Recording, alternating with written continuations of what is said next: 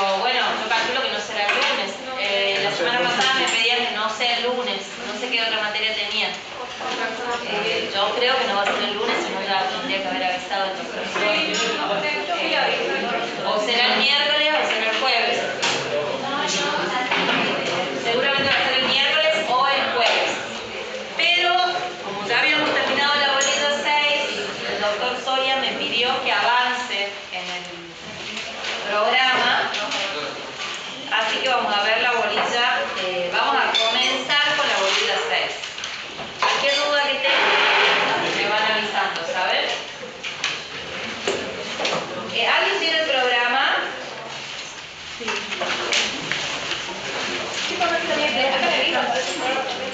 ¿Qué? Bueno, quiero que lean los temas que vamos a ver en la bolilla 6. Mientras me preparo un mate para no dormir. ¿Pueden leer, por favor? Es hermosa esta bolilla. La prueba en lo penal, concepto, función de garantía, elemento de prueba, concepto, legalidad, prueba ilícita, certeza y condena. En el punto 2, objeto de prueba, en abstracto y en concreto, medio de prueba, concepto, órgano de prueba, concepto. Bien.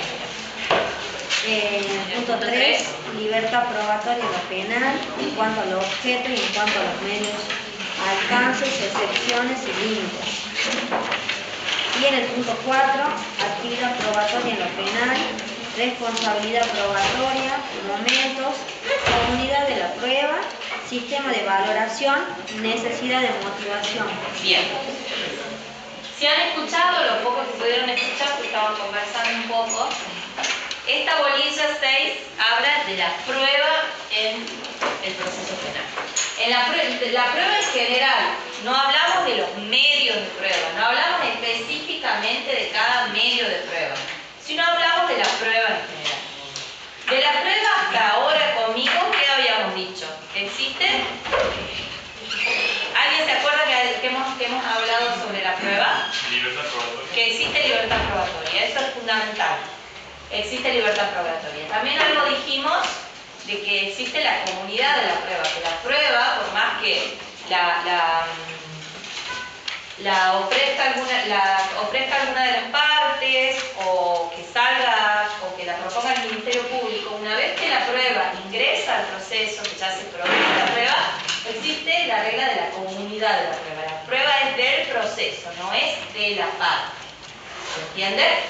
Entonces, quiero que tengamos esas dos cuestiones en claro, que existe libertad probatoria, como bien decía el compañero, y que existe comunidad de prueba. Pero vamos a ir, yo hice los PowerPoint punto por punto de acuerdo al programa. ¿Entendido? Sí. Antes de comenzar con esta bolilla, ¿tienen alguna duda de la bolilla 3 que yo les dicté para el parcial? No. ¿Tienen claro cómo estudiarla? Porque esta es teórica, es bien teórica. Ya en el Classroom tienen los conceptos que se les dieron para el primer parcial. Les di también la parte de jurisdicción y eso también lo tienen. El power de la... Pero yo les di, a ver, vamos a repasar un poquito antes. Quiero que estén bien filosos para el...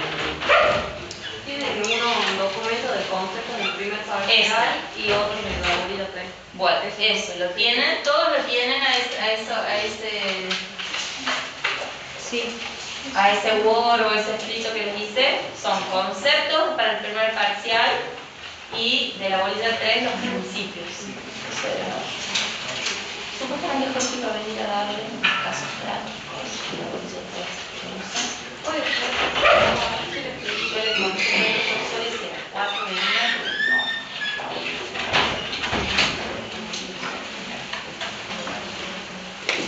¿Ven ahí? No. Bueno, doy por sabido la bolilla 3, que no tiene ninguna duda ni nada. Vamos a avanzar. La prueba en el proceso penal.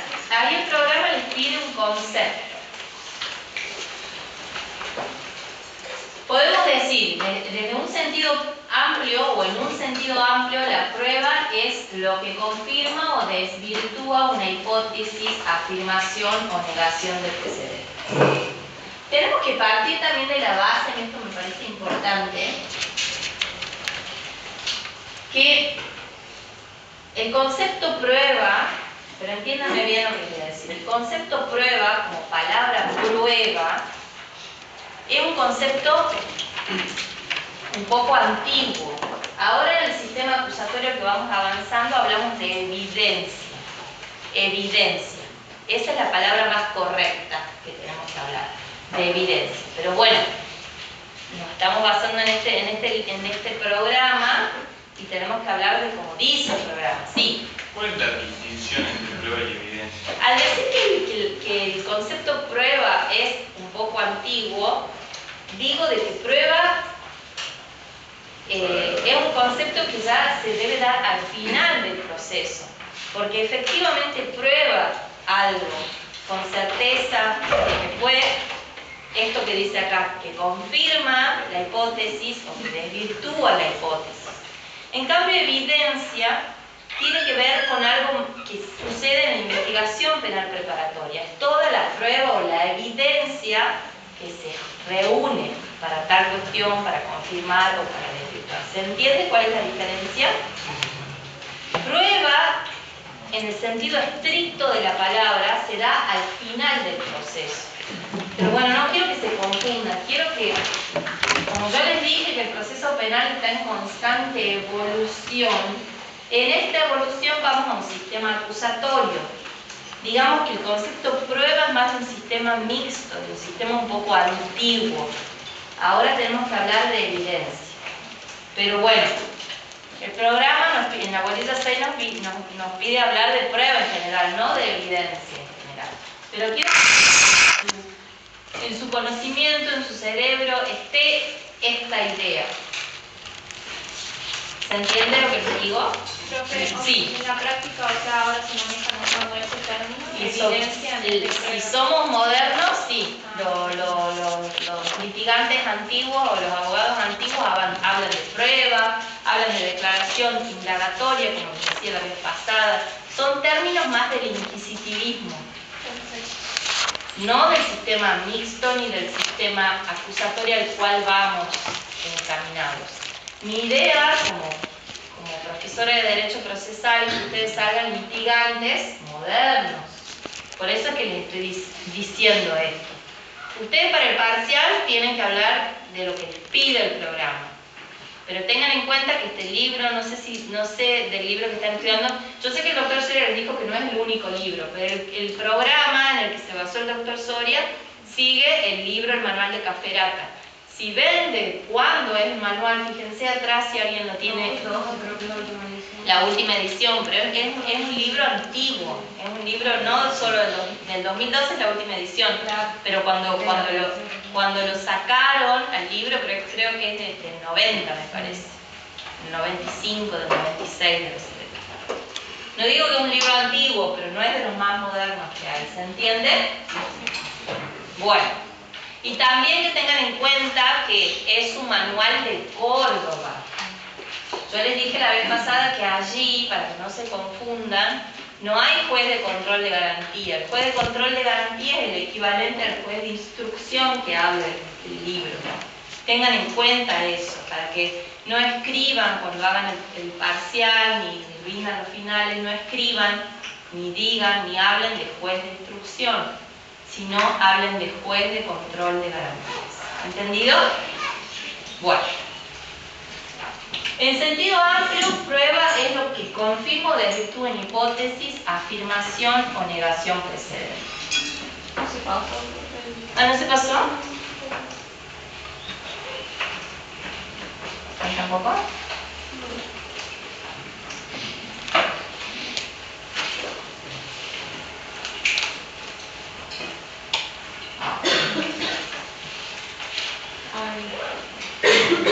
Vamos a ver.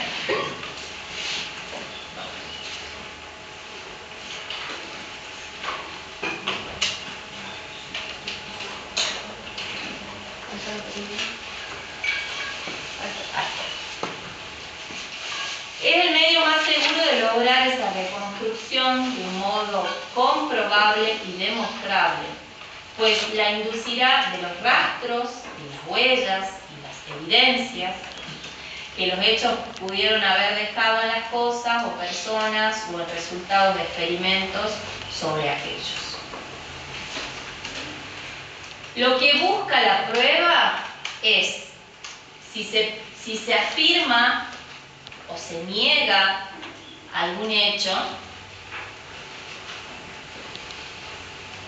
lo que se busca a través de la prueba es corroborar esa afirmación o esa negación. ¿Cómo le va? Ven que hablamos acá y decimos que es el medio más seguro para lograr la reconstrucción de un modo comprobable, demostrable, ya que la inducirá de los rastros y huellas. Vamos pensando lo que vamos diciendo, rastros y huellas. De los hechos que pudieron haber dejado en cosas o en personas, rastros o huellas que pudieron haber quedado en personas o en cosas, o resultados de experimentos de aquellos. Si partimos de la garantía del estado de inocencia,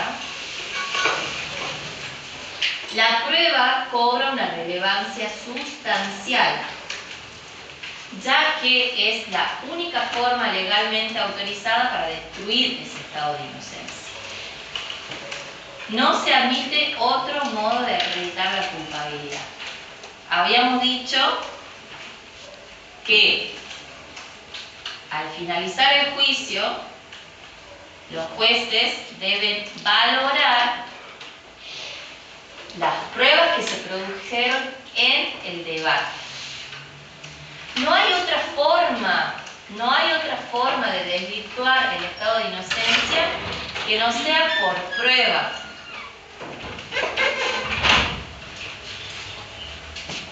Debatida, controvertida y controlada en un debate público y valorada por el juzgador, por la jurisdicción. No hay otra forma. No existe otra forma de que se pueda desvirtuar este estado de inocencia. Solo con pruebas. Si no existen pruebas legalmente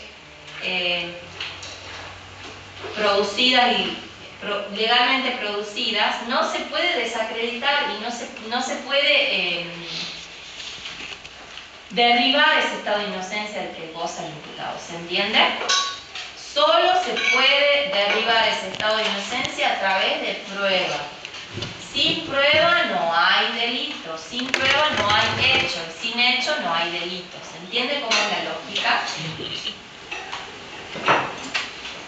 En las resoluciones judiciales solo podrá admitirse como ocurridos los hechos o circunstancias que hayan sido acreditados mediante prueba objetiva, las que no podrán ser sustituidas a tal fin por elementos puramente subjetivos, ni por meros actos de la voluntad de los jueces, ni por ningún consenso político del Parlamento, la prensa, los partidos o la opinión pública.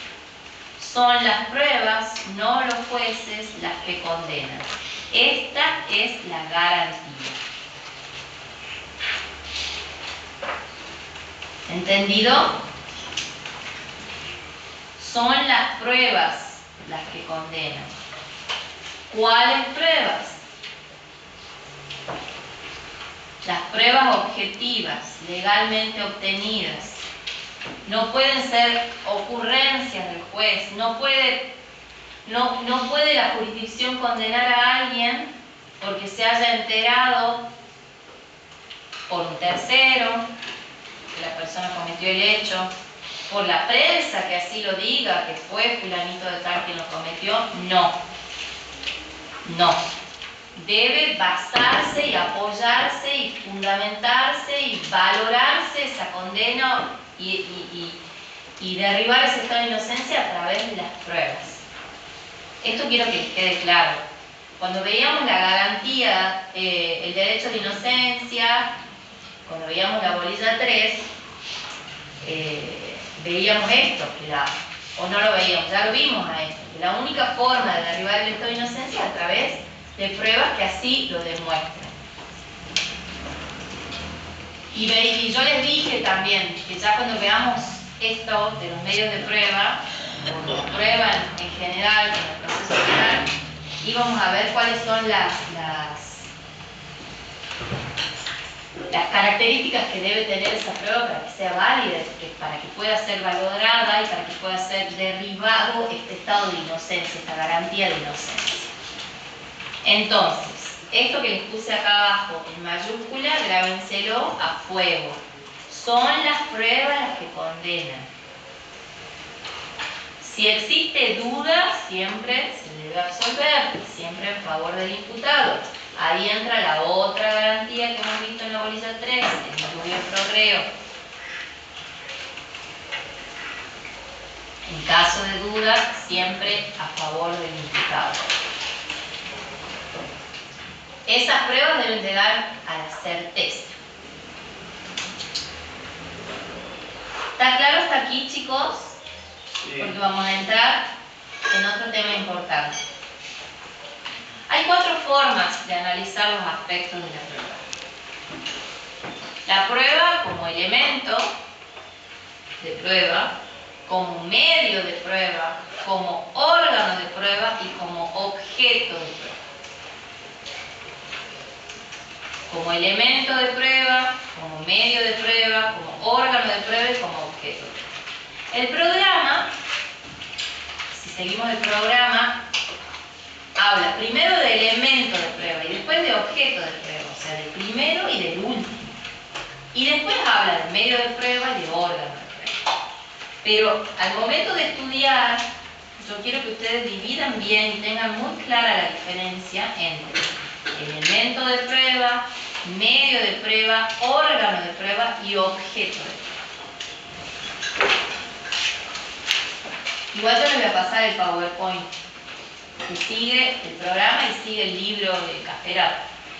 Así que ustedes, los que están leyendo siguiendo la bolilla del libro, ven que las palabras que estoy diciendo están en el libro, ¿no es así? Sí. Bueno.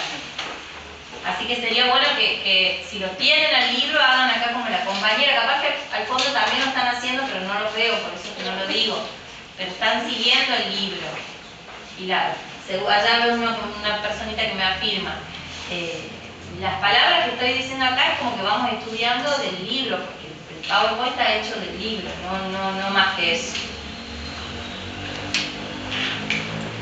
Bueno, entonces, se puede analizar la prueba desde 4 aspectos, como elemento de prueba, como medio de prueba, como objeto de prueba y como órgano de prueba. Vamos al primero, elemento de prueba. Después vamos a ir al cuarto, porque así sigue el programa, ¿saben? Vamos como elemento de prueba. Concepto. ¿Por qué les doy concepto? Porque así lo pide el programa. Cuando pido concepto, yo quiero que se sepan el concepto, ¿saben? Porque les van a preguntar, ¿no es cierto? Los recursantes les pregunto, ¿es así o no es así? Pide el concepto. Así que por eso se lo pongo para que lo estudien y lo tengan clarito. Vélez Maricote nos dice que estudiar la prueba como elemento de prueba, podemos dar un concepto de que es todo dato objetivo que se incorpora legalmente al proceso, capaz de producir un conocimiento cierto o probable acerca de los extremos de la imputación delictiva y de las circunstancias para la individualización de las pruebas. Estos datos consisten en rastros, huellas que el hecho delictivo puede haber dejado en las cosas, roturas, manchas en el cuerpo, lesión o en la psiquis, percepción de las personas y el resultado de experimentos u operaciones técnicas sobre ellos. En la bolilla 7, ¿quién puede leer desde el programa la bolilla 7? ¿Quieren leer el programa la bolilla 7?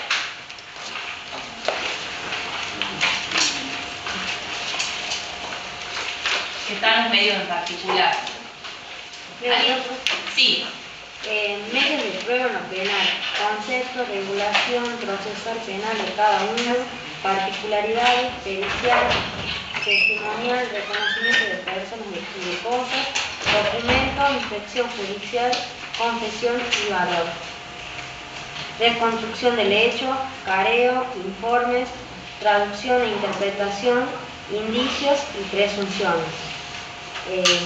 Medios auxiliares de prueba, registro, allanamiento, requisa personal, interceptación de correspondencia, intervención de comunicaciones.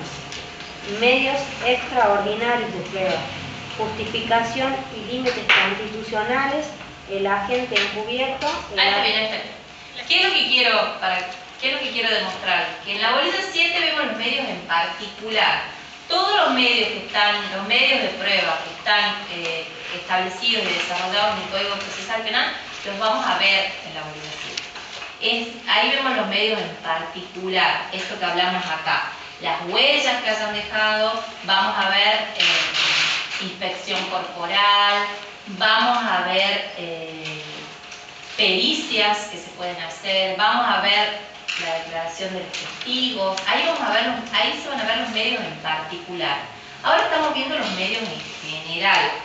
Y acá, lo que ya habíamos dicho en clases anteriores es que, como bien dijo el compañero, en el proceso penal existe la libertad probatoria. El límite es la prueba. ¿Cuál era el límite que también hemos hablado? La prueba debe ser lícita.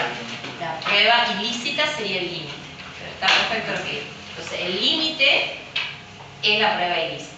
Se puede probar un hecho o una afirmación sobre algún hecho, o una negación sobre algún hecho, se puede proponer cualquier medio de prueba.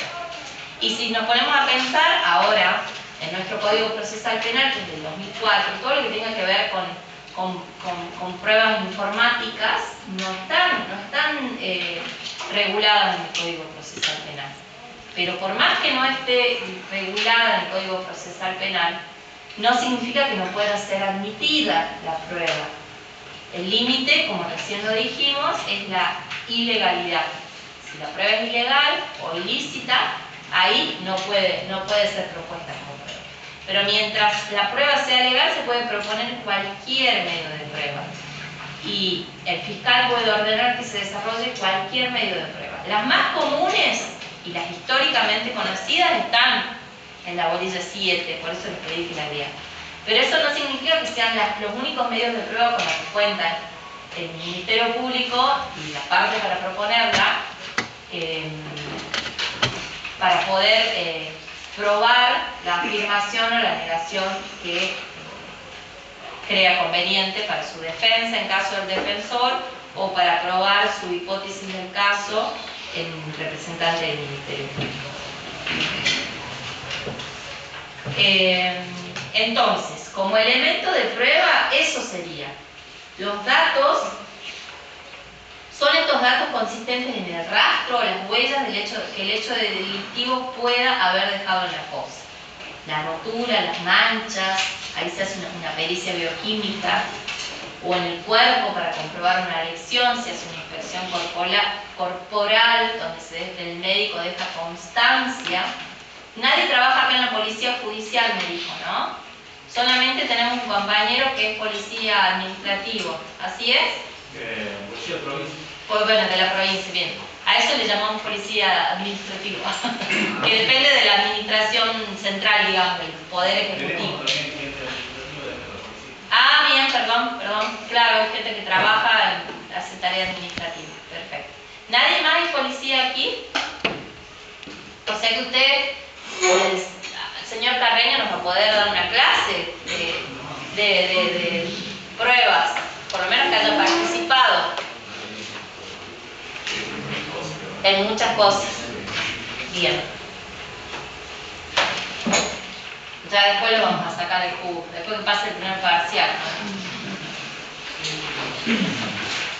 Bueno, la objetividad. El dato debe provenir del mundo externo. Debe cumplirse de modo que pueda ser controlado por las partes. Porque también una de las características del proceso penal es la controversia. La controversia que se puede dar, la discusión que se puede dar y el control que deben ejercer las partes sobre la prueba. Sobre todo ese control debe darse bajo pena de nulidad en la prueba que es irreproducible. Allí sí o sí debe estar el control de parte. ¿Por qué? Porque no puede volver a producirse esa prueba. Y este elemento debe ser potencialmente idóneo para generar conocimiento acerca de la verdad de lo investigado. ¿Se entiende? La objetividad. Cuando habla de objetividad, en el programa hace referencia a esto. El dato, sí. ¿Cómo se realiza el control de la prueba? Con que esté notificada la presencia de la parte. En la presencia del abogado defensor, en este caso, cuando estamos en la investigación penal preparatoria. Y cuando estamos en el debate, con la presencia de las partes y que pueda controlar, discutir, controvertir lo que está diciendo el testigo, el perito en la audiencia de debate. Ahí se realiza el control de parte. Pero en la investigación penal preparatoria, lo que debe hacer el Ministerio Público cuando ordena la producción de una prueba que sea irreproducible es notificar al abogado defensor que designó el imputado para que este abogado controle la prueba. Si quiere, por ejemplo, si es una pericia psiquiátrica que se hace en la persona del imputado, el abogado defensor puede proponer un perito de parte para que también realice un control de esa pericia que se realiza, y eso se llama que puede controlar y realizar el control. Igualmente acudir a las declaraciones testimoniales, acudir y controlar las cámaras GESEL, estar presente en las cámaras GESEL, en todos los actos investigativos, en todas las pruebas o los actos que se produzcan en la investigación penal preparatoria debe notificarse a la defensa del imputado. El acto puede ser nulo si no se lo notifica para los actos irreproducibles.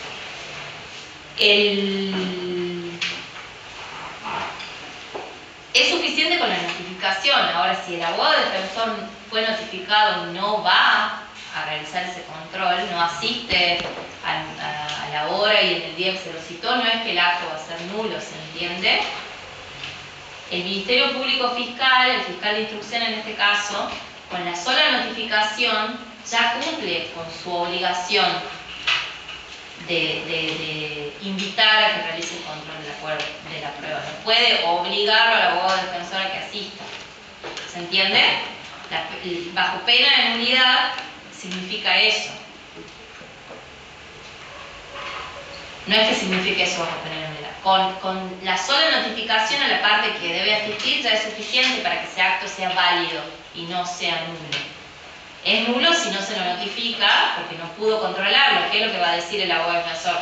No, señor fiscal, esta prueba es nula a mi criterio porque yo no pude tener acceso a la prueba, ni pude controlar la prueba, ni pude controvertir la prueba. Pero si está notificado es como que no hay excusa. No, señor, va a decir el fiscal, usted fue notificado y no fue. Es problema suyo, ¿se entiende? Vamos a la pertinencia. Esto es muy importante. Pertinencia y utilidad de la prueba. No traje el código, pero el código nos habla de la pertinencia y la utilidad. ¿Cuál es la prueba debe ser pertinente y útil para que ingrese. Esa es la única limitación, digamos, porque por lógica pura, si el abogado o alguna de las partes propone una prueba que no es ni pertinente ni útil para el caso, por ejemplo, algo absurdo, que nos pida verificar que durante el día que haga un informe un perito de la meteorología para que diga que el día dura 24 horas o que a las 3 de la tarde el sol está en tal posición. O sea, tiene que ser lógica lo que se pide, que tenga que ver, que sea útil para el hecho que se investiga y que sea pertinente, que tenga que ver con el hecho, ¿se entiende? No porque lo proponga la parte a cualquier prueba, el fiscal de instrucción va a hacer lugar. Porque quien produce la prueba, estoy hablando de la investigación penal preparatoria, ¿no? Quien produce la prueba es el fiscal de instrucción. Las partes pueden proponer cualquier tipo de pruebas, pero quien ordena la producción es el Ministerio Público. No puede el abogado defensor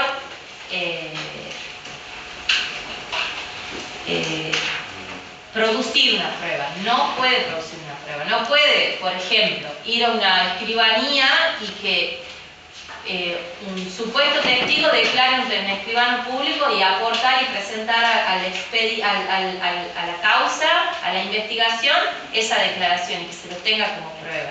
¿Se entiende? No.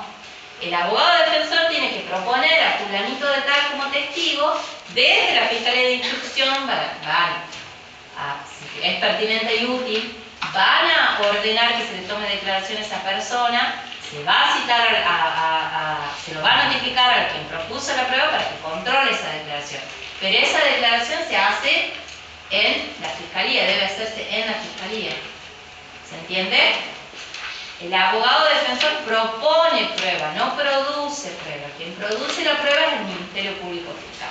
Profe, Sí. en el caso de que el abogado proponga la prueba, Sí. ¿el fiscal se puede negar? Puede negarse, puede rechazar, decir que es impertinente, que no es útil. Ahí tiene la vía o el remedio procesal de la oposición para oponerse a ese dictamen que realiza el fiscal rechazando esa prueba, no haciendo lugar a la prueba, y el expediente va al juzgado de control de garantías que se resuelve. En esta lógica del tercero imparcial que resuelve las controversias que se dan en la parte. Uno quiere que haya un testigo, utilizando el ejemplo que usted me dio, el fiscal dice que no es pertinente, que no es útil. Esa controversia, esa discusión la resuelve el juez de control de garantías. ¿Sí? Sí, gracias. Si estamos en la etapa de un debate y alguna de las partes propone un testigo, eso ya se ve no en el momento del debate, sino en los actos preparatorios del debate, que es antes. Ya cuando vean debate van a ver cuál es el momento. Si ya fue admitido ese testigo, no en el debate va a poder decir a alguna de las partes, no quiero que sea testigo, ya pasó el momento procesal.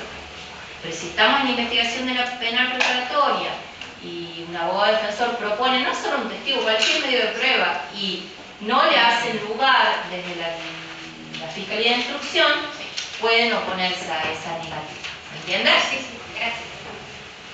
Y esa controversia la resuelve ¿quién? Garantía. Quiero ver si están atentos. No puede garantía. Está bien, yo me contestar. Gracias.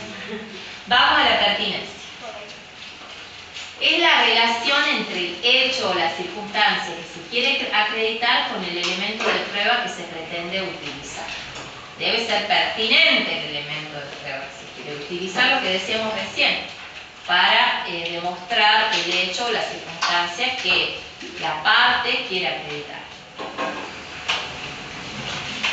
El dato probatorio deberá procurar algún conocimiento relacionado con la existencia del hecho, con la participación del imputado o circunstancias jurídicamente relevantes. Algún agravante, atenuante, la personalidad del causado, etc. ¿Se entiende con qué tiene que ver la pertinencia? Tiene que ser una prueba que realmente aporte un dato relevante para su teoría del caso. Tiene que tener que ver con el hecho, con las circunstancias del hecho.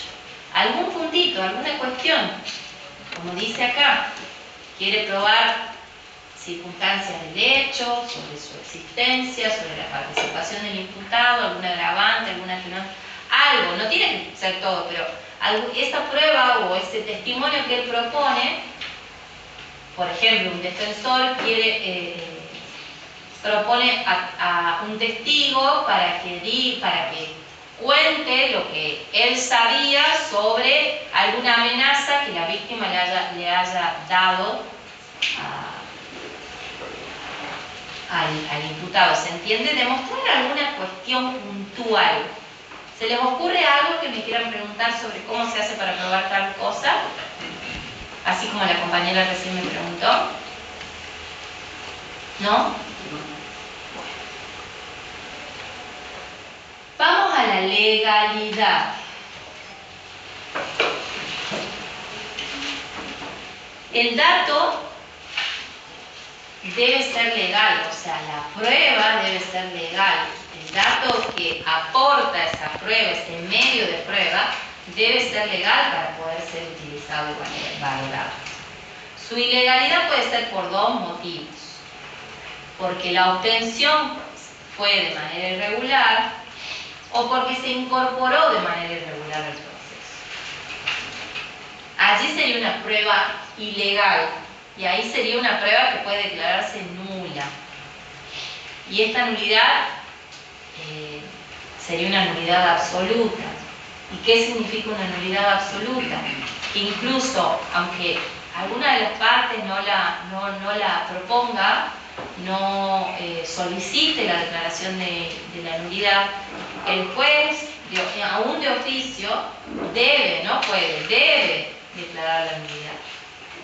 De cualquier hecho, de cualquier acto que sea nulo, de nulidad absoluta, la jurisdicción tiene la facultad, y más que la facultad, tiene el deber de ordenar la nulidad. Si, por ejemplo, se da cuenta el juez de control de garantía y advierte que al momento de la declaración de imputado no estaba presente el abogado defensor, por ejemplo, que es una burrada, una guasada el ejemplo, pero ahí el juez debe ordenar la nulidad, porque es una nulidad absoluta y que el código establece bajo pena de nulidad, dice el código, bajo pena de nulidad. Entonces, o sea que si lo llaman a declarar y no va el abogado defensor, ¿se pospone esa declaración? sí, no puede declarar sin defensa. Por más que haya sido notificado y todo lo Por demás. más que haya sido notificado, se suspende la audiencia. Pero siempre que se suspende la audiencia, pero si es por una cuestión, siempre se suspende la audiencia cuando tiene abogado defensor, pero puede volver a ser convocado como abogado defensor si presenta alguna justificación de por qué fue. Si es por una cuestión dilatoria, para decir, ay, no voy a la audiencia, que me la tomen después, no. Se le dice al imputado que o cambie de abogado por uno de su confianza, o si no, se le designa un abogado defensor del Estado. ¿Se entiende? Un defensor oficial, para que lo asista en ese acto. Pero sí o sí debe estar asistido por un abogado defensor en la declaración de imputado. Ya vamos a ver bien declaración de imputado cuando llegue esa bolilla, que no me acuerdo cuál es. Creo que es la 8. La 8 del medio de coerción. Medio de coerción. ¿O ya vieron declaración de imputado? O mañana. En las 5. Ah, bueno, es muy importante porque es para el parcial. Mañana van a ver declaración de imputado, ahí pueden sacarse bien todas las dudas. No sé. Ya vamos a ver si la virtual. La profe. No se preocupen que no se les va a tomar el parcial sin que se les dicten las primeras 5 bolillas. No es que se les va a preguntar algo que no se dio en clase, ¿se entiende? Por eso es el apuro y la preocupación del doctor Soria, porque avancemos en el dictado de la materia, porque no podemos exigirles algo que no dimos en clase. Pero bueno, tampoco tenemos, la materia es larga y tenemos solamente 3 meses de dictado, y por eso es que tenemos que avanzar. Yo entiendo que por ahí ustedes estén un poco dispersos hoy. No digo que estén dispersos, digo, entendería si están dispersos porque esta bolilla no entra en el primer parcial. Y yo también fui estudiante, y uno estudia lo que le cantaban en el parcial y lo que somos seres humanos, y por lo menos yo trabajo bajo presión, o trabajo mejor bajo presión. Así que los entiendo, que a ustedes ya se les viene el parcial y que su cabeza está en la bolilla 1, 2, 3, 4 y 5. Por eso no entiendo su pregunta de la declaración de imputado, que eso sí entra en el parcial. Allí, por más que la declaración de imputado no es un medio de prueba, escuchen bien lo que les estoy diciendo, la declaración de imputado no es un medio de prueba, sí está establecido bajo pena de nulidad. ¿Se entiende? Y hablando de las nulidades de hace ratito, sí, el juez, si advierte que no se respetaron las garantías en la declaración de imputado, que es el acto de defensa por excelencia del imputado. La declaración es el acto de defensa por excelencia, porque más allá de que en la declaración de imputado se le debe poner en conocimiento el hecho que se le atribuye, esto presten atención si están dormidos, porque es para el primer parcial. En la declaración de imputado se le debe poner en conocimiento al imputado el hecho que se le atribuye, primero describirlo, hacer todos los datos que sirvan para identificarlo. Nombre, DNI, apellido obviamente es el nombre, domicilio, las circunstancias de vida, si tiene antecedentes penales o no, las condiciones de vida pasadas, las actuales, que esa es la identificación del imputado. Después se le debe poner en conocimiento el hecho que se le atribuye. ¿Cuál es el hecho? ¿Por qué? Porque como ya vimos, el hecho que se le pone en conocimiento en la declaración de imputado, el hecho que se lo acusa, por el que se lo acusa y el hecho por el que se lo juzga o se lo condena debe ser el mismo hecho. No pueden variar las circunstancias. Ninguna circunstancia puede variar. Por eso es que es tan importante el hecho que se le imputa y que se le ponga en conocimiento en la declaración de imputado el hecho. Después la calificación y después la prueba con la que cuenta el fiscal al momento de tomarse la declaración de imputado. Y bueno, y después invitárselo a que exprese, si así lo desea, lo que crea conveniente. Y por supuesto que no se le toma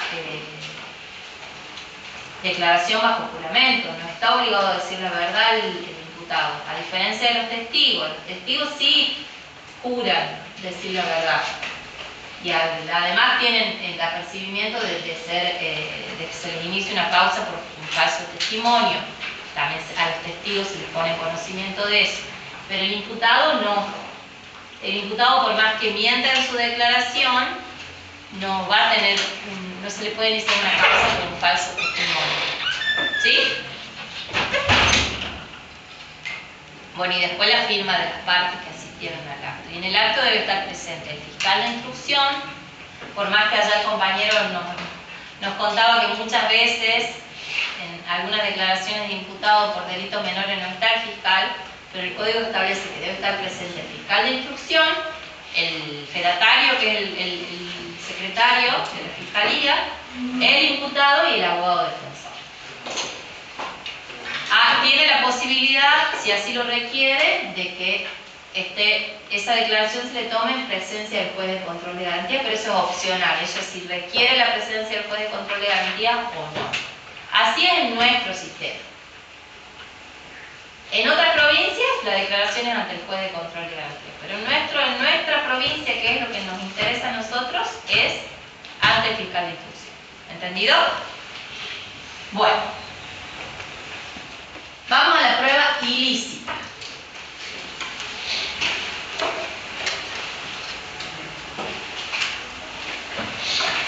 No sé qué hacer si seguir avanzando.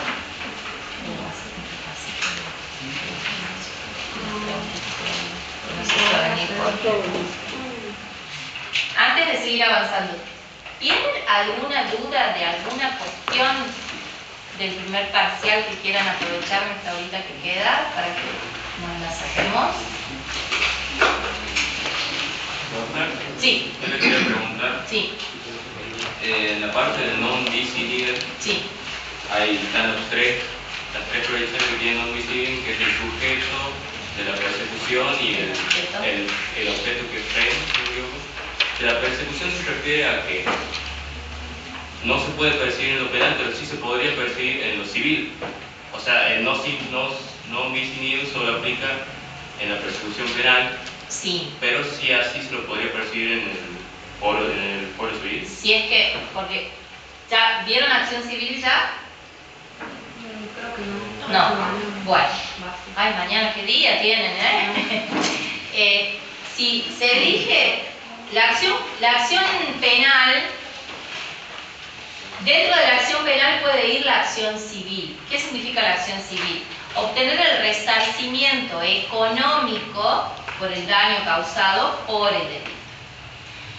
Esa acción civil debe plantearse, a ver, esta acción civil, para que no se confundan con la querella, la acción civil se plantea junto con el escrito del querellante particular. ¿Ya vieron querellante particular? Sí. A ver, ¿cómo está el programa? Este es un programa. Porque en las 5 llegaron hasta, o sea, el imputado ya quedó para la próxima clase. En las 5 vieron juez penal, jurado no, Ministerio Público Fiscal. Jurado, sí.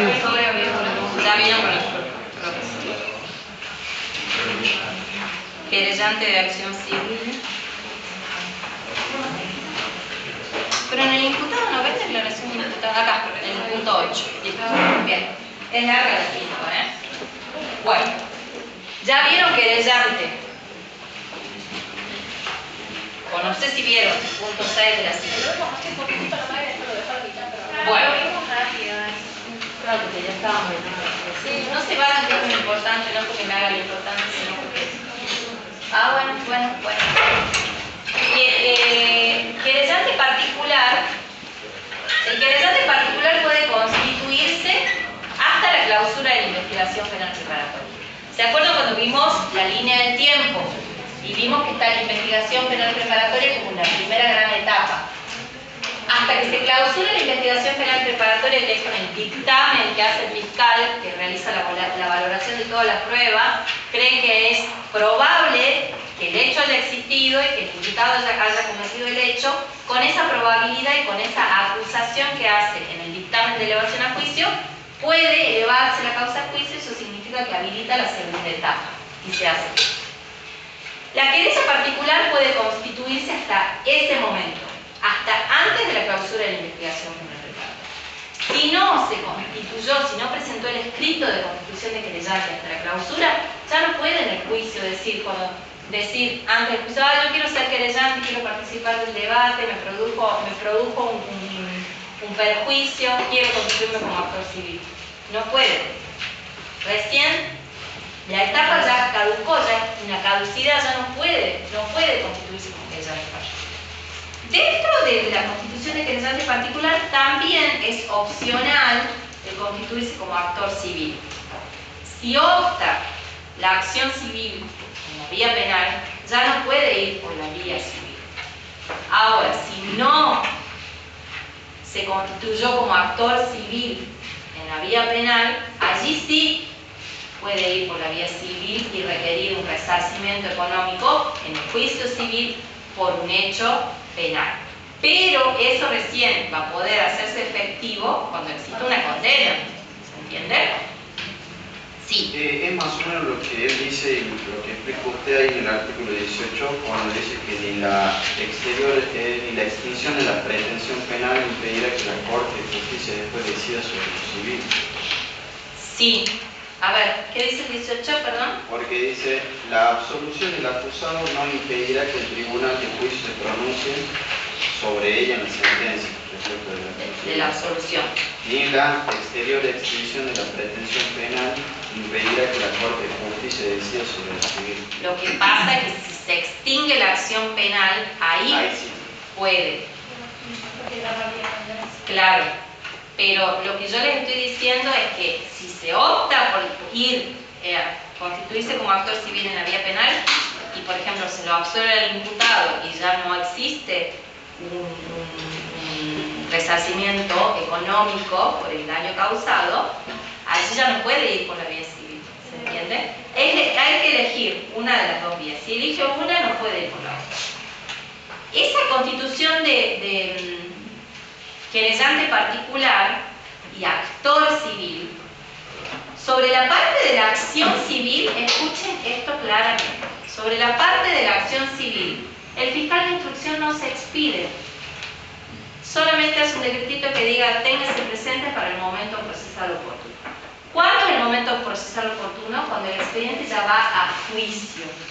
Allí, en los actos preliminares del juicio, en la cámara de sentencia o el juzgado correccional, lo que corresponda, va a hacer un análisis sobre la admisibilidad de esa acción civil. Estamos hablando de acción civil. El cambio en la constitución de querellante no. Una vez que ingresa el escrito, la cuestión civil sí lo deja para el momento procesal oportuno, que es la segunda etapa del proceso, que es el debate. Sobre la querella, no. Sobre la querella sí se expide. Sí. Es admisible si lo tiene como parte querellante. Si le falta algún requisito, lo rechaza. Y bueno, ahí está establecido bien en el código, que ya lo estudiarán mañana, o ya lo habrán estudiado, no lo sé, en la parte de querellante. ¿Para qué? Para darle participación durante la investigación a la querella. ¿Para qué? Para esto que estamos hablando, para que proponga pruebas, para que controle las pruebas. ¿Se entiende? Porque el querellante también es parte en el proceso. También es parte. También tiene acceso al expediente, también debe y puede controlar la prueba que se produce. Se lo notifica de todos los actos que se realizan en la investigación penal preparatoria. Y le da acceso a, si hay un debate, estar presente en el debate, como parte. ¿Se entiende? En cambio, el actor civil, durante la investigación penal preparatoria, no tiene nada que hacer, porque no es parte todavía. ¿Por qué?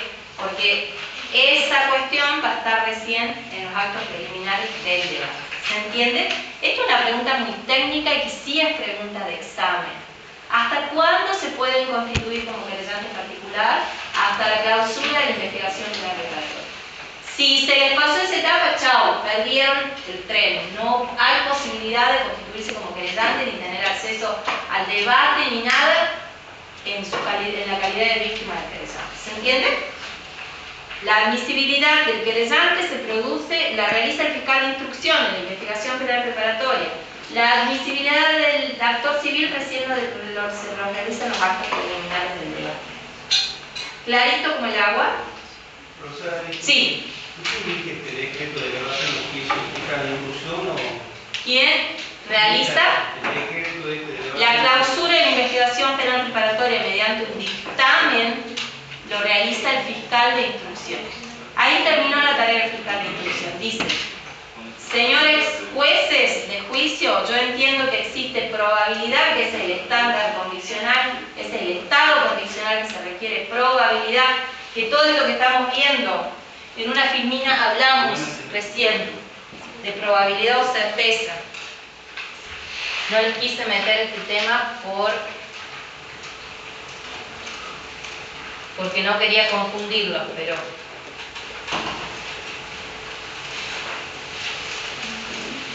A ver.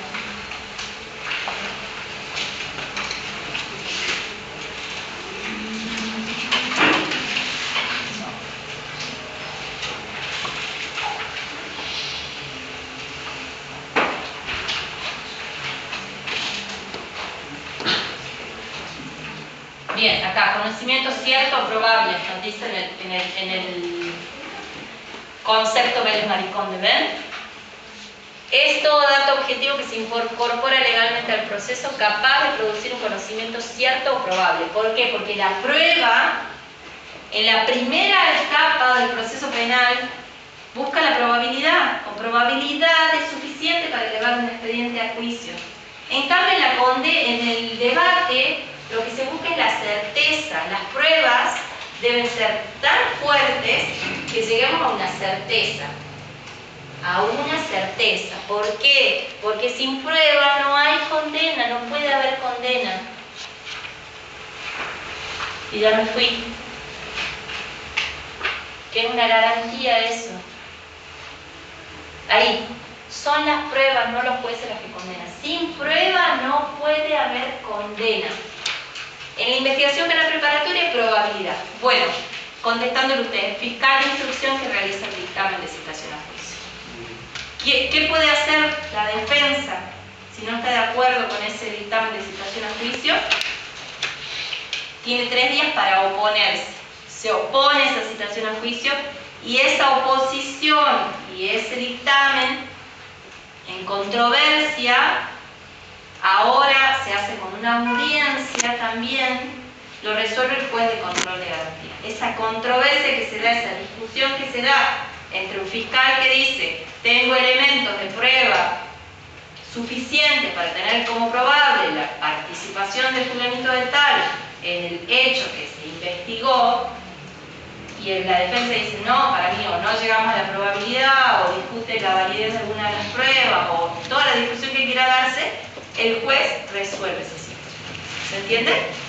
Si hay probabilidad de existencia del hecho de participación del imputado, la causa sigue su curso y va a citación a juicio. Si la defensa no se opone a la citación a juicio, se lo notifica, pasan 3 días y no se opone directamente desde la Fiscalía de Instrucción, se manda el expediente a juicio. ¿Sí? Sí. Bueno, pero ¿qué pasa cuando el juez de garantía da lugar a la oposición? Se debe dictar el sobreseimiento.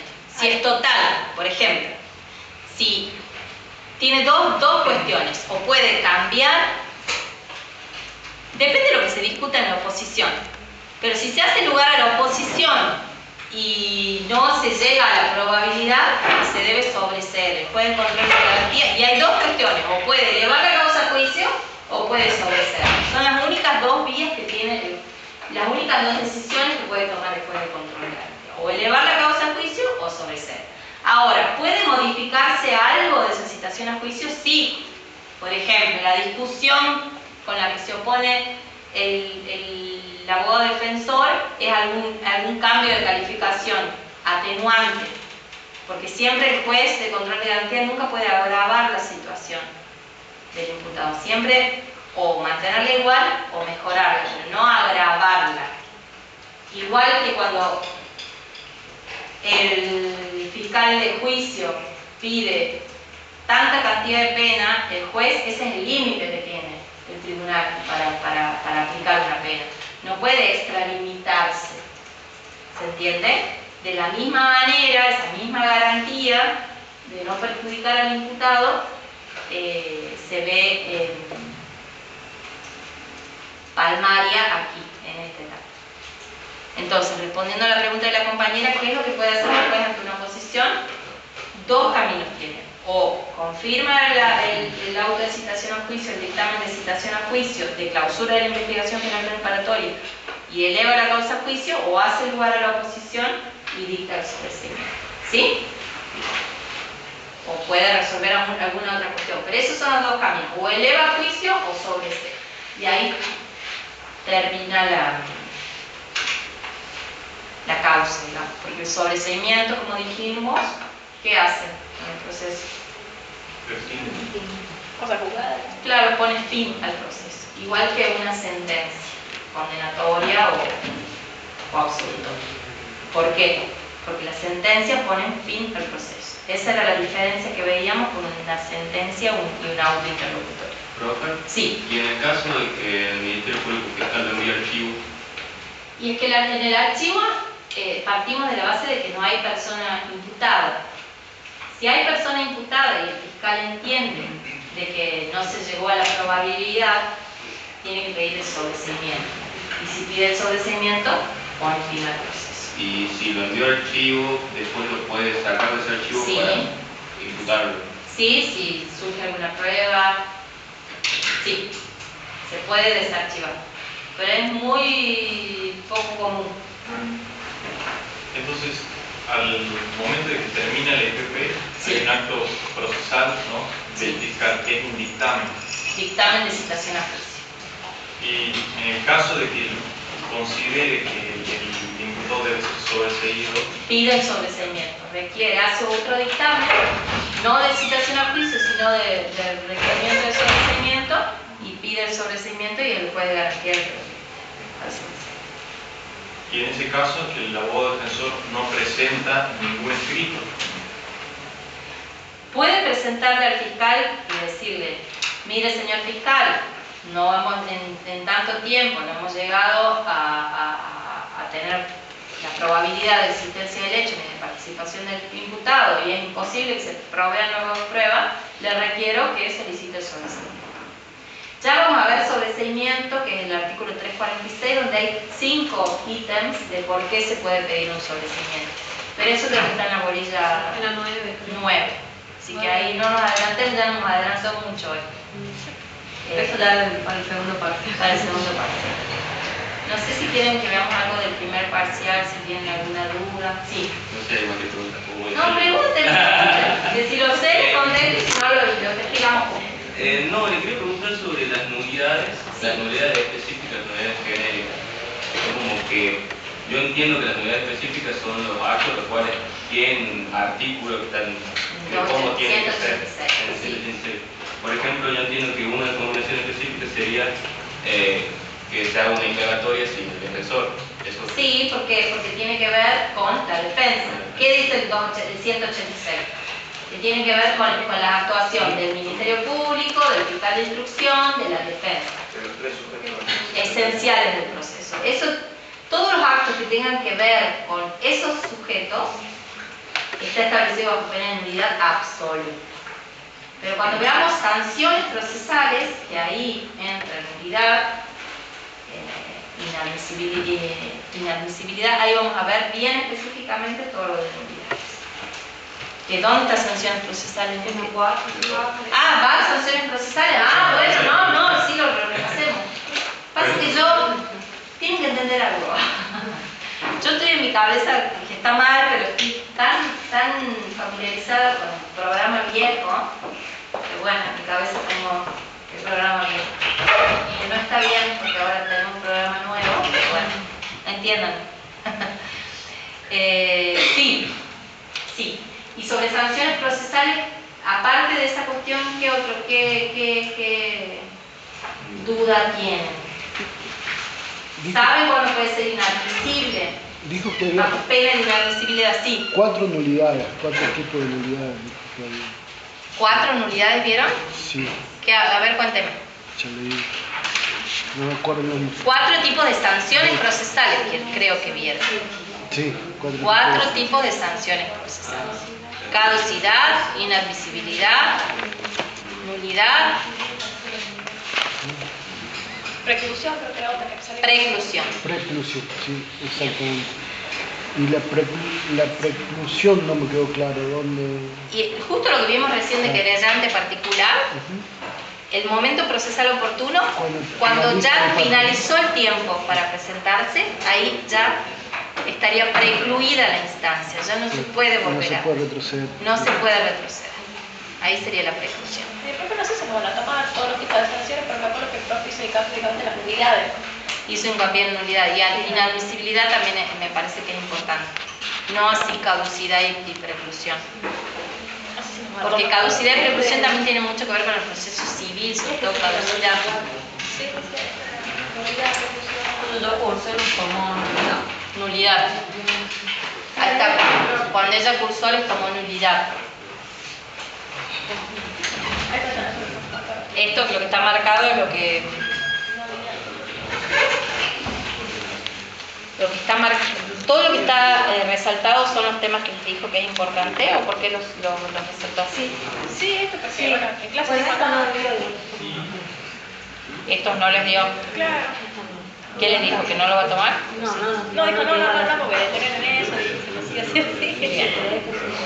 Bien. Aquí sí nos detuvimos mucho. Bueno, no sé si nos va a tomar. Bueno, nulidad me parece que seguro les va a tomar, porque me dice acá la compañera que hizo mucho hincapié en el... Hay temas que Todos los ven. artículos del código. Les dijo. Sí. Bien. ¿Puedo usar el código en mi parcial? No creo que puedan usar el código en el parcial. Oh. No, sería muy fácil. No, por ahí Es tan fácil. Bueno, para mí habría que usarlo.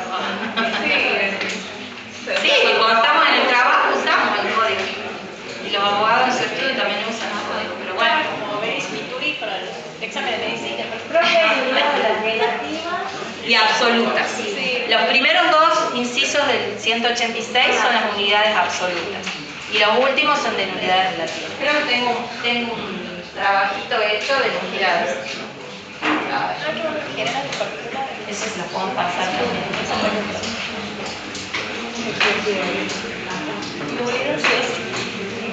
No, Vamos a llegar hasta acá, creo que llegamos hasta la filmina 9 con la 6. Ya te digo. no, pues mi problema. Lo verás. No me funciona ni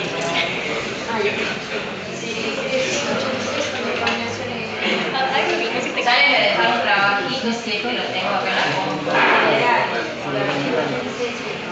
Dijo, bueno, que son las generales, pero no dijo cuál era la película. Claro, Igual como algo un poco en la película. A ver, esos son los 4 tipos que él dijo. Es que me asusta.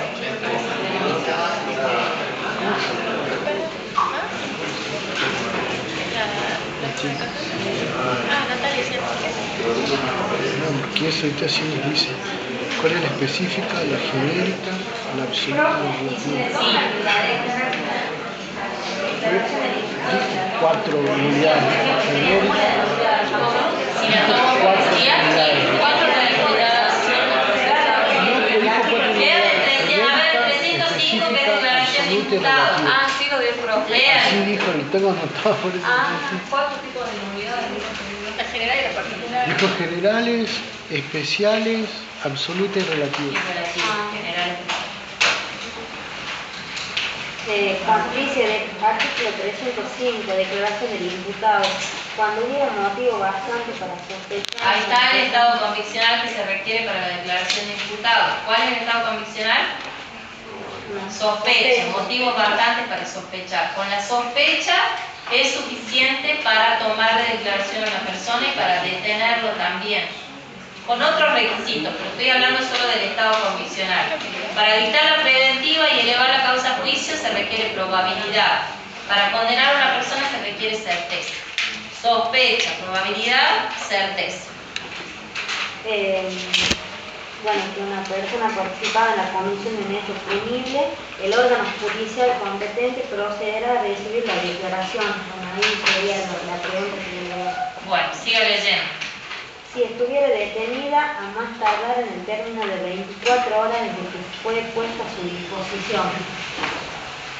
Este plazo podrá prorrogarse por otro tanto cuando el órgano judicial competente no hubiera podido recibir la declaración o cuando lo pidiera el imputado para elegir defensor. Bien, siga en el... ¿Sigo? Préstame un poco. Ahí estamos acá.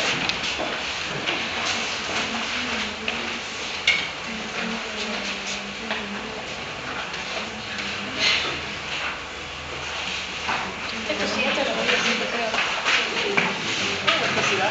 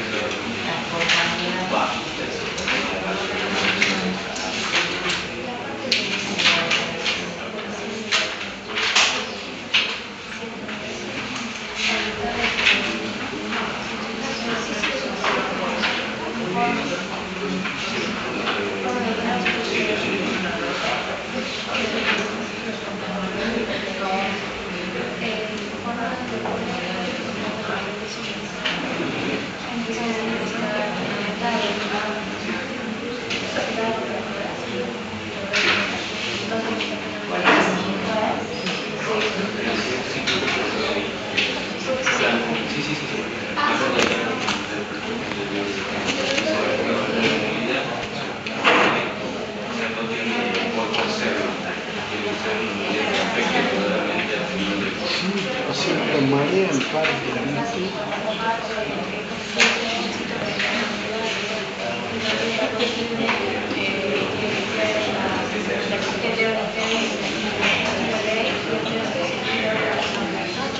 ¿O qué son cosas?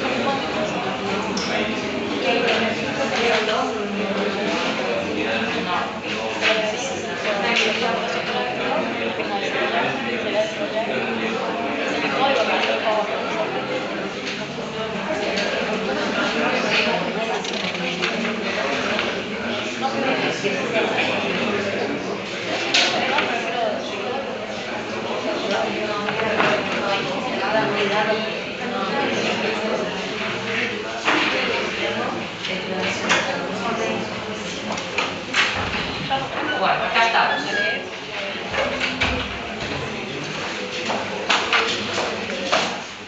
En el 260, abran el código en el 262.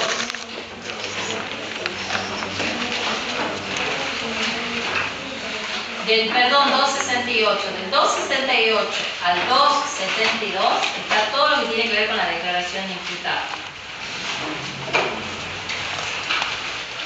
Asistencia del defensor. A la declaración del imputado deberá asistir su defensor bajo pena de nulidad. El imputado podrá abstenerse de declarar, en ningún caso se le requerirá juramento o promesa de decir la verdad, ni se ejercerá contra él la coacción o amenaza, ni se usará medio alguno para obligarlo, inducirlo o determinarlo a declarar contra su voluntad. Ni se le harán cargos o reconvenciones tendientes a obtener su confesión. La inobservancia de este precepto hará nulo el acto, sin perjuicio de las responsabilidades disciplinarias o penal que corresponden. Lo primero, el interrogatorio de identificación. Se invitará al imputado a dar su nombre, apellido, sobrenombre, apodo, si lo tuvieron, edad, estado civil, profesión, nacionalidad, lugar de nacimiento, domicilio, condición de vida, si tiene antecedentes penales. Eso es interrogatorio de identificación en la declaración de imputado. Terminado el interrogatorio de identificación, dice el 271, la autoridad judicial informará detalladamente al imputado cuál es el hecho que se le atribuye, cuáles son las pruebas en su contra y que puede abstenerse de declarar sin que su silencio implique una presunción de culpabilidad. El hecho objeto de la intimación deberá ser descrito en el acta bajo pena de sanción de nulidad. Si el imputado se negara a declarar, ello será constar en el acta, invitándoselo a firmar, y si no la firma o si no la suscribe, se consignará el motivo. Entonces tenemos interrogatorio de identificación, el hecho que se le atribuye y la calificación legal, la información de que si no declara, y se lo invita a declarar, y la información de que si no declara no será un hecho que tenga consecuencia relevante en su contra. Y después viene la declaración sobre el hecho. El imputado también puede negarse, puede responder preguntas o puede negarse también a responder preguntas. Puede directamente decir lo que quiera decir y no responder preguntas, o puede estar abierto a que se le realicen preguntas. Puede preguntarle la defensa y puede preguntarle también al fiscal de instrucción. Cuando el imputado manifieste que quiere declarar, se le invitará a expresar cuando tenga por conveniente el descargo y aclaración de los hechos, y a indicar prueba que estime oportuna. Su declaración se hará constar en lo posible con sus propias palabras. Muy importante, toda la declaración que realiza, todo este acto procesal que es la declaración del imputado, se deja constancia en un acta, o sea, es por escrito, por más que el imputado lo diga en viva voz, se deja constancia en un acta. ¿Es posible que ante estos cambios de los que les hablo se pueda tomar una imagen y en un video se pueda declarar? Sí, me parece que es posible. Pero actualmente se hace en un acta y se deja constancia todo en un acta.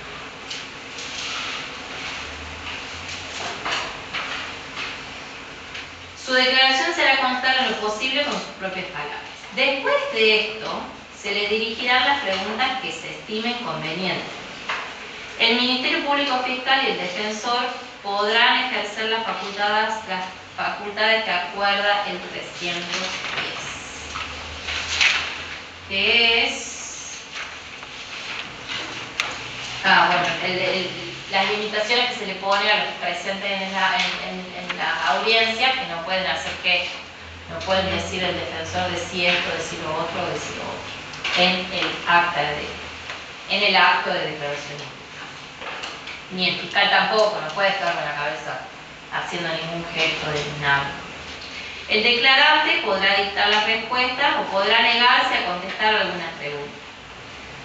Bueno, y después viene la otra parte, que si el acto es largo y el imputado demuestra fatiga, se puede suspender. Pero eso ocurre muy pocas veces, de que sea tan larga la declaración, que esté horas declarando y que se tenga que suspender el acto.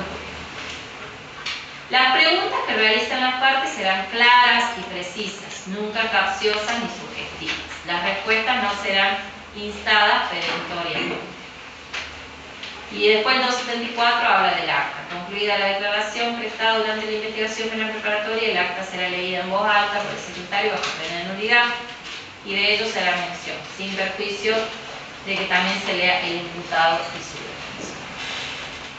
Cuando hay varios imputados, las declaraciones se recibirán separadamente.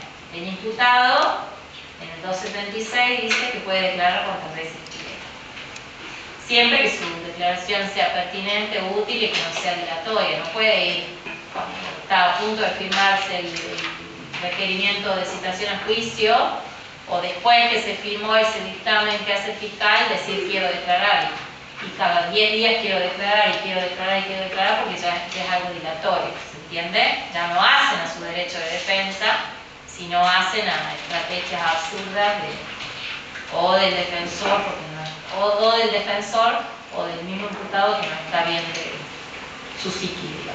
¿Entendido? Y después el 286, que hablaba de la combinación genérica. Eso yo mañana le voy a pasar a Natalia un trabajito de nulidades, que es bien cortito, creo que tiene 18 páginas para que lo lean y les quede claro, ¿saben? Yo mañana se lo paso a Natalia. No me acuerdo, por favor, si te lo envío, porque lo tengo en PDF en el juzgado, no está en ese computador. Pero lo tengo, en algún lado está. Pensé que estaba acá, pero no.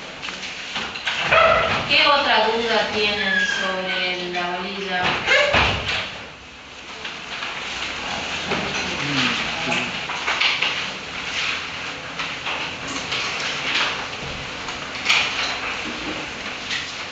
Todo lo que tiene que ver con Ministerio Público lo tienen claro, ¿no?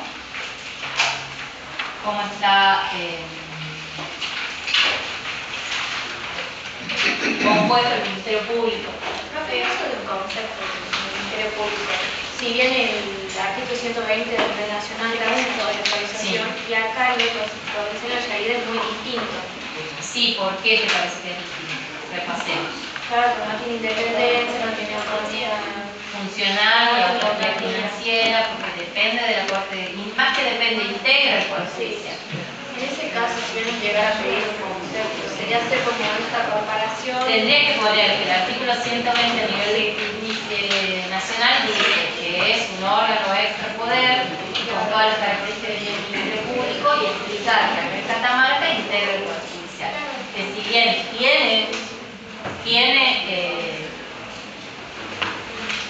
las funciones son las mismas, sí, nada más cambiaría como sus características. Sí, que no son nada irrelevantes las diferencias, porque no está bien que el órgano acusador defenda e integre el Poder Judicial. Que uno es el órgano acusador y otro quien debe dictar la sentencia. Ahí está la inconsistencia. ¿Y por qué debe haber autonomía? Para que no dependa, porque depende financieramente también el Ministerio Público del Poder Judicial. Depende para todos, para el laboratorio forense, la policía judicial, los fiscales de instrucción, todo depende de la Corte de Justicia, y eso no está bien. Porque históricamente eso es lo que se busca, separar la función de acusación de la función de la jurisdicción. Eso es lo que se busca. Sí. El Ministerio Público de la Defensa, en el caso de que sea el acusado, un funcionario público. Sí. Perdón, la víctima. Ministerio Público también sería mencionada. Y está mal también que la defensa pública integre también el Ministerio Público. Debería haber Ministerio de la Defensa y Ministerio Público Fiscal, porque uno es el órgano acusador y también la defensa es quien controvierte la función del fiscal. Pero bueno, por cuestión presupuestaria también está así. Acá hay como que nos hagamos a la idea que es una mesa, estamos en una pata que no está, que es la parte de la defensa. No hay un jefe de los defensores oficiales. Es el mismo Ministerio Público, es el procurador, y debería estar separado también dentro del Ministerio Público eso. El Ministerio Público de la Defensa y el Ministerio Público Fiscal. Como asignación que están Sí. Esa es una buena observación. Cuando se define la carátula de la IPP, se define la carátula de La calificación legal. calificación legal. Esa calificación cuando pasa al juicio, Sí. ¿puede ser cambiada? Puede ser cambiado. Lo que no debe cambiar y siempre debe, si se modifica, debe ponerse siempre en conocimiento al imputado es el hecho. Acá lo que interesa son los hechos. La calificación legal incluso hasta el último puede modificarse, porque por ejemplo, de las pruebas surge que había un atenuante, incluso un agravante, que no es un homicidio simple, sino un homicidio calificado o un homicidio atenuado porque fue legítima defensa, por ejemplo. Eso puede modificarse, porque es mutable la calificación legal. Lo que no puede modificarse es el hecho. Claro, se van agregando pruebas y eso se va... Puede modificar la calificación legal, sí. ¿Cómo se va Y si el hecho se modifica, debe ponérselo en conocimiento de vuelta al imputado. ¿Profe? Sí. Y en la misma hipótesis, a mí se me condena por un hecho, tengo tu sentencia firme, después aparece otra prueba, la cual, qué sé yo, en vez de ser homicidio simple, era Si homicidio. aparece una prueba nueva que no haya estado valorada, se puede reabrir. Puede ser. Se puede reabrir. Es la única excepción que una sentencia firme puede ser revisada. Si existe un hecho nuevo que beneficie, siempre en beneficio del imputado, o del condenado en este caso, ¿sí? Son hipótesis de laboratorio, no me sale esa palabra. Son hipótesis que surgen en el estudio, que puede ser, como digo, de laboratorio, no es en el común de los casos. Sí, ese ejemplo ponen en Camperato cuando habla de No non-visibilidad. bien, sí. Si es favorable al imputado, puede reabrirse. Pero tiene que ser una prueba nueva, no que haya sido valorada en el juicio. ¿Se entiende? Un hecho nuevo. Eso sería el caso de... ¿Se acuerdan del año pasado? Creo que salió en casa que vivía Mariano Cerati, el cantante, donde aparecieron el resto de Sí, humanos, y donde había habido una investigación y bueno, había sido sobreseída las personas porque no se había detectado nada que los involucre en el hecho de la desaparición de un joven, ¿no? Una sí. Y después, de 25 años, aparecen los huesos en una obra en construcción y de repente ya no se puede. Y no se puede imputar a nadie porque ya está prescrita la acción. Esa es la cuestión fundamental. Incluso si lo hubiesen... ¿Cuál era el apellido de la persona a la que investigaban? Era un apellido cortito. Si se hubiese investigado en su oportunidad a ese señor, con G comenzaba el apellido, me parece. Bueno, si lo hubiesen investigado, lo hubiesen imputado y lo hubiesen sobreseído a esa persona, no puede, porque ya hay un sobreseimiento, no puede haber por qué, porque lo perjudica, ¿se entiende? Por eso es que le dije recién al compañero que siempre en beneficio del imputado, o siempre en beneficio del condenado. ¿Cómo? Claro, siempre en beneficio. Si ya prescribió la acción o se dictó una sentencia absolutoria y surge un hecho nuevo, ya no podría reabrirse esa causa por esta garantía de no inquilino. ¿Encontró el apellido? ¿Grión no era? No, ¿qué? Sí. Es Graf.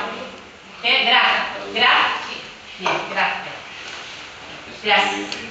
Pero yo creo que a ese señor Graf, que en ese momento era un niño, no se lo había imputado ni investigado hace 25 No, años. era compañero.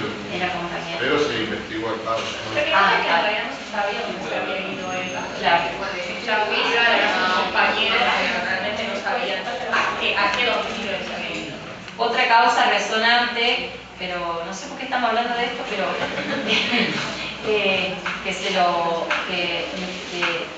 se declaró extinta la acción, que sería una excepción, no sé si habían excepciones, antes de nulidad, antes del 286, del 285 eran excepciones, fue en el caso de Jay Mamón, ¿se acuerdan? Que estaba acusado, lo habían denunciado por un abuso sexual y que bueno, al estar prescrita la acción no se puede iniciar la investigación. ¿Qué es lo que yo creo que va a pasar? Ya pronto irá a salir la resolución de la Corte de Justicia, no sé si salió, pero no salió, si no hubiese sido un lío. El tema del cura López Márquez, que está acusado de abuso, pero que los hechos denunciados, incluso que ya está con citación a juicio, estaba a punto de ser el debate y el abogado defensor planteó la excepción de extinción de la acción. Y eso se está esperando que resuelva la Corte, si la acción está extinguida o no. Que a mi criterio está extinguida. Ya salió parte de la sentencia. ¿Qué? Ya salió. Ah, ¿ya salió? Ya. No me enteré. Lo absolvieron. Está O prescrita. sea, ya está, ni siquiera, no es que lo absolvieron, No, está hablemos con prescrita, propiedad. sí. No se realizó el debate porque estaba prescrita la acción. ¿Ah, ya salió la resolución? Está prescrita. Está prescrita. Eso dijo la Corte, ya no me enteré. Bueno, eso. Ya me hubiera hecho un día de viaje. No sabía que había resuelto constantemente.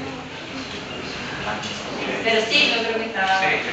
No, para mí los argumentos también la El hecho es grave, moralmente grave, gravísimo. Justamente eso dice el Corte, que moralmente es grave. No está prescrito. Está prescrito. Y de ahí hay que ver qué se decía de esos tipos de abusos, que son imprescriptibles, son asimilables a delito de lesa humanidad, por el daño social que causa. Bueno chicos, los libero. Sí. ¿Te devolví el código? Sí. Ah, bueno. ¿Qué otra duda tienen o se quieren ir a su casita a estudiar, procesar penal?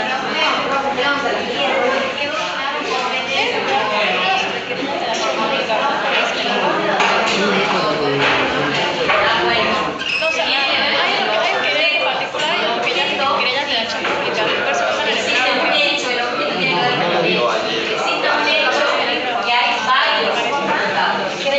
Ese hecho es el que produce la conexidad. El objeto. Son muchos imputados que son autores de un hecho.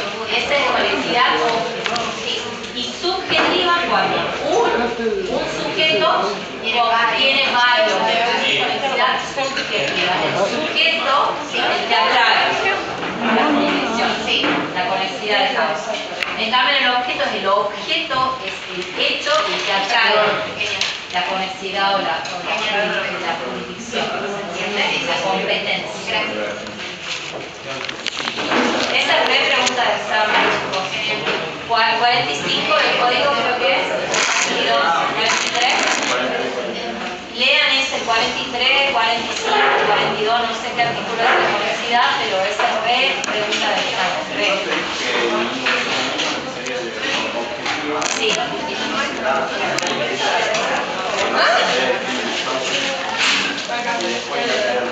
La subjetiva.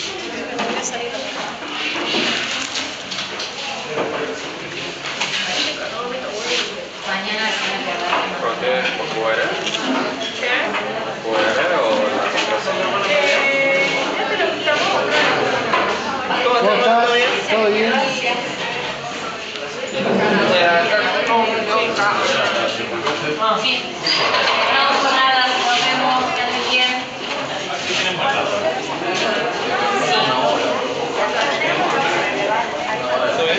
onda?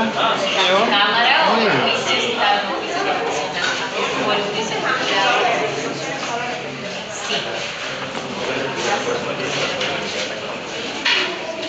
Que no significa que pueda asistir, o sea, si el debate es muy complicado, puede asistir al fiscal de instrucción porque realmente quien conoce.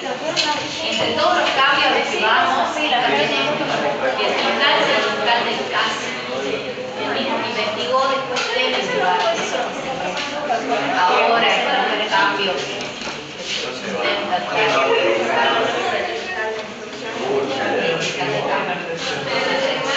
esa cuestión, porque conoce mucho más de eso.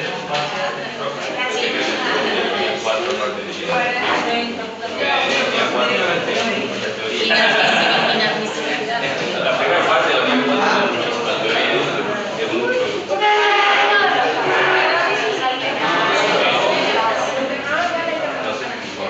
Yo le di el listadito de conceptos, pero a mí Cuéntame. me parece que puede ser.